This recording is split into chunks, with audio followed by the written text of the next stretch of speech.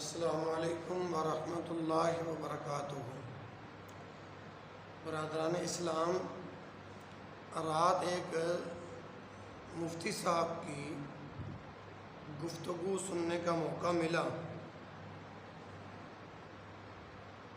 جس کے اندر کندھے سے کندھا اور پاؤں سے پاؤں ملانے کی حدیث میں آتا ہے کہ نماز میں کندھے سے کندھا ملاؤ اور پاؤں سے پاؤں ملا کر نماز پڑھنی چاہیے۔ اس پر عمل کی صحیح صورت کیا ہے؟ عابد حیدرآباد۔ دیکھیں، ایک ہی ٹائم پہ کندھا ملانا اور ایک ہی ٹائم پہ پاؤں سے پاؤں جوڑنا یہ ممکن ہی نہیں ہے، تجربہ کر کے دیکھ لیں۔ تو اس لیے جو امت کے فقہا، جمہور علماء فقہا کا فیصلہ ہے وہ یہی ہے کہ حدیث میں جو کندھا ملانے کا حکم ہے اس سے مراد تو کندھے آپس میں چپکانا، اور جو پاؤں سے پاؤں ملانے کا حکم ہے اس سے مراد ملانا نہیں ہے بلکہ ایک دوسرے کے پیریلل لانا ہے۔ ملانے کا ایک مطلب یہ بھی ہوتا ہے، اور اس کی سب سے بڑی دلیل یہ ہے کہ ایک حدیث میں آتا ہے کہ آپ صلی اللہ علیہ وسلم نے یعنی گھٹنوں سے گھٹنے ملانے کا بھی حکم دیا ہے نماز میں۔ تو اب ظاہر ہے نماز میں گھٹنے سے گھٹنا کون ملائے گا؟ تو اسی طرح جو پاؤں سے پاؤں ملانے کی حدیث ہے اس کا مطلب بھی ہے کہ پاؤں سب ایک دوسرے کی سیدھ میں آ جائیں، چپکنے کا مراد نہیں ہے اس میں۔ اور مل کے کھڑے ہونے کا مطلب عرف میں کندھوں سے کندھا ملانا سمجھا جاتا ہے۔ جب بھی آپ صف بنا رہے ہو یا دو آدمیوں کے یہاں مل کے کھڑے ہو تو ملنے کا مطلب عرف میں ہوتا ہے کندھے سے کندھا ملایا جائے۔ تو حدیث میں بھی جہاں مل کے کھڑے ہونے کا حکم ہے، صفوں میں خلا کو بند کرنے کا حکم ہے، تو اس سے کندھے سے کندھا ملانا مراد ہوگا، کیونکہ حدیث کا بھی وہی مفہوم بیان کیا جائے گا جو اس دور کا بھی عرف تھا اور آج کا بھی عرف ہے۔ تو اس لیے یہ جو پاؤں سے پاؤں ملانے کی روایات آج کل ہمارے معاشرے میں ہے، یہ پہلے اس کا ہمیں کوئی ثبوت بھی نہیں ملتا، کتابوں میں بھی ثبوت نہیں ملتا، یہ بھی بعد میں کچھ علماء کی ایک رائے ہے جو دنیا میں پھر پھیل گئی۔ تو ہمیشہ سے صفیں مسلمان ایسے ہی سیدھی کرتے آئے ہیں کہ کندھے سے کندھا ملا کے کھڑے ہوتے رہے اور پاؤں سارے ایک سیدھ میں۔ تو یہ جو طریقہ آج کل بعض مساجد میں رائج ہو گیا کہ پاؤں ٹخنے سے ٹخنا ملا دیتے ہیں اور پھر ٹانگیں بہت زیادہ چوڑی ہو جاتی ہیں اس سے، تو وہ طریقہ ویسے بھی ادب کے خلاف معلوم ہوتا ہے۔ اس طرح اللہ کے سامنے کھڑے ہونا، کسی بھی محفل میں ادب سے کھڑے ہونے کا جو طریقہ ہے تو وہی طریقہ اللہ کے سامنے بھی کھڑے ہونے کا ہے۔ تو کہیں بھی آپ پاؤں کو اتنا زیادہ چوڑا کر کے نہیں کھڑے ہوتے، اس کو عرف میں ادب کے خلاف سمجھا جاتا ہے۔ تو اللہ کے سامنے بھی کھڑے ہونے کے لیے نارمل انداز میں ہی کھڑا ہونا پڑے گا، اور ہاں پاؤں اور گھٹنے سب ایک سیدھ میں ہونے چاہیے۔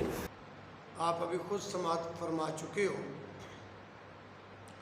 اس صف بندی کے حوالے سے آپ نے طرف سے کچھ تحویل اور تعریف کر رہی تھی، جبکہ صف بندی کے حوالے سے میں چند گزارشات آپ کے سامنے رکھتا ہوں۔ ان انس رضی اللہ عنہ ان النبی صلی اللہ علیہ وسلم قال رصوا صفوفکم وقاربوا بینہا وحاذوا بالاعناق، رواہ ابو داود والنسائی وصححہ ابن حبان۔ اللہ اکبر۔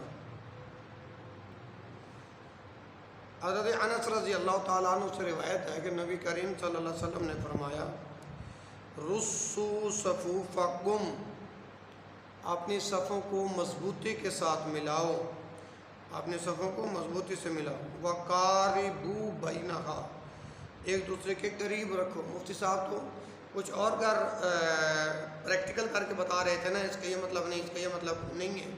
رسول اللہ کی واضح حدیث ہے وقاربوا بینہا، اور انہیں ایک دوسرے کے قریب رکھو، وحاذوا بالاعناق، اور اپنی گردنیں برابر رکھو۔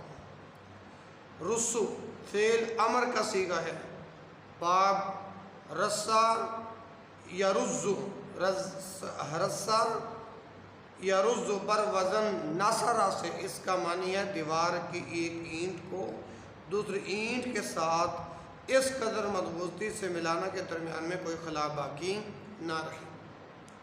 حاذو بھی فعل امر کا صیغہ ہے، باب حاذا یحاذی بر وزن مفعل سے، اس کا معنی ہے ایک دوسرے کے برابر ہونا۔ تیسرا الفاظ بیان ہے الاعناق، انوں کی جمع ہے، اس کا معنی ہے گردن۔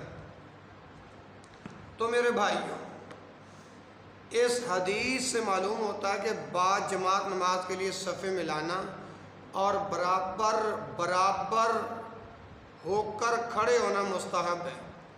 صفیں برابر کرنے کے متعلق بعض دیگر احادیث میں بھی تاکید موجود ہے، جن میں سے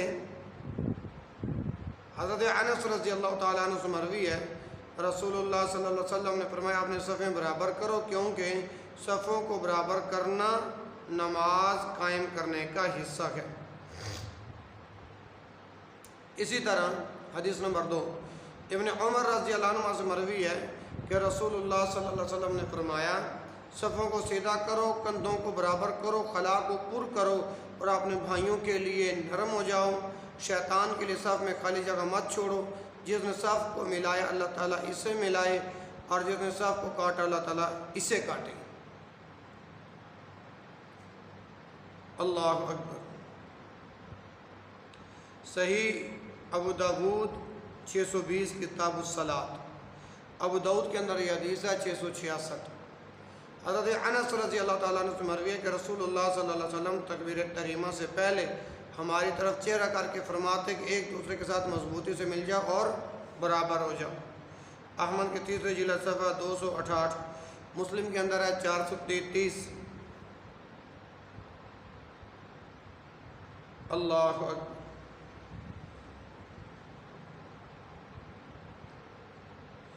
اسی طرح ابو یعلا کے اندر ہے 3291، عبدالرزاق کے اندر مصنف عبدالرزاق میں حدیث کا نمبر ہے 2427، ابو عوانہ کے دوسری جلد صفحہ 39، بیہقی کی دوسری جلد صفحہ 21 کے اندر یہ حدیث موجود ہے۔ اللہ اکبر۔ حضرت نعمان بن بشیر رضی اللہ عنہ کی روایت میں ہے کہ رسول اللہ صلی اللہ علیہ وسلم نے فرمایا اللہ کے بندو، تم ضرور اپنی صفوں کو برابر کرو، ورنہ اللہ تعالیٰ تمہارے چہرے کے درمیان مخالفت ڈال دیں گے۔ نسائی، ترمذی، ابو داود اور مسلم کے اندر یہ حدیث موجود ہے۔ ابن ماجہ کے اندر بھی، مصنف عبدالرزاق کے اندر بھی، بیہقی کے اندر بھی اور احمد کے اندر بھی یہ حدیث موجود ہے۔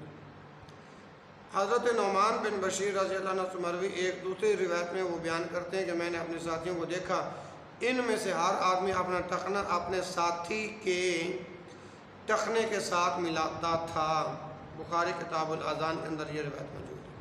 اسی طرح حضرت انس رضی اللہ تعالیٰ عنہ بیان کرتے ہیں کہ باجماعت نماز میں ہم میں سے ہر ایک اپنا کندھا اپنے ساتھی کے کندھے کے ساتھ اور اپنا قدم اپنے ساتھی کے قدم کے ساتھ ملاتا تھا۔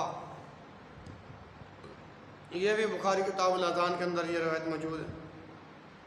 ان احادیث سے معلوم ہوتا ہے کہ اسلام صف بندی کا درس دیتا ہے اور یہ تربیت کرتا ہے کہ مسلمان پہلے نماز میں مل کر کھڑے ہوں اور پھر اسی طرح دشمن کے خلاف بھی کیوں نہ گچ دیوار بن کر ڈٹ جائیں، مگر افسوس کہ آج اس انتہائی تقیدی سنت پر بھی عمل ہر جگہ مفقود ہی نظر آتا ہے۔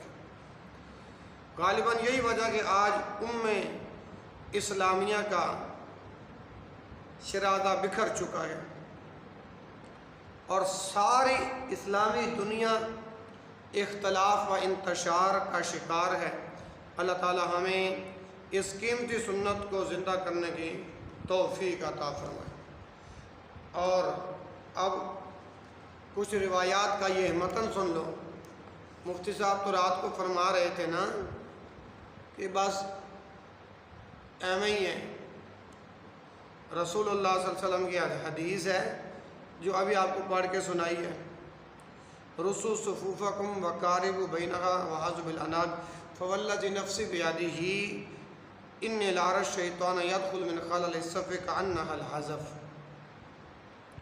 کہ صفوں کو ملاؤ اور قریب قریب ہو جاؤ، گردنوں کو برابر رکھو، مجھے اس ذات کی قسم جس کے قبضہ اختیار کے اندر میری جان ہے، ان لار الشیطان، میں دیکھتا ہوں شیطان، یدخل من خلل الصف، شیطان صف میں خالی جگہ میں گھس آتا ہے،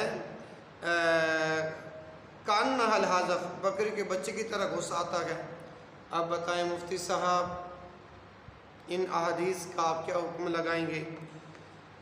اسی طرح یہ صحیح بخاری جلد نمبر 1 صفحہ 93 اور حدیث کا نمبر ہے 815 اقیموا الصفوف وحاذوا بین المناکب وسدوا الخلل ولینوا بأیدی اخوانکم ولا تعذر فرجادا للشیطان، یہ جو پہلے روایت پڑھ چکا ہوں ان کا متن ہے۔ تو جب صفوں میں خالی جگہ چھوڑو گے تو اس میں شیطان کو گھس کر خوب موقع ملے گا، حملے کا خوب موقع ملے گا، دونوں میں وسوسے ڈالے گا، نمازی کو پریشان کرے گا، دلوں میں پھوٹ ڈالے گا۔ اس لیے شیطانی حملہ سے بچنے کے لیے صفوں میں خالی جگہ کو پر رکھنا ہے، کندھے سے کندھا ملانا ہے اور پاؤں سے پاؤں ملانا ہے۔ صحیح بات یہی ہے جو کتاب و سنت کے اندر مذکور ہے۔ اللہ تعالی ہمیں احکام شریعت پر عمل کرنے کی توفیق عطا فرمائے۔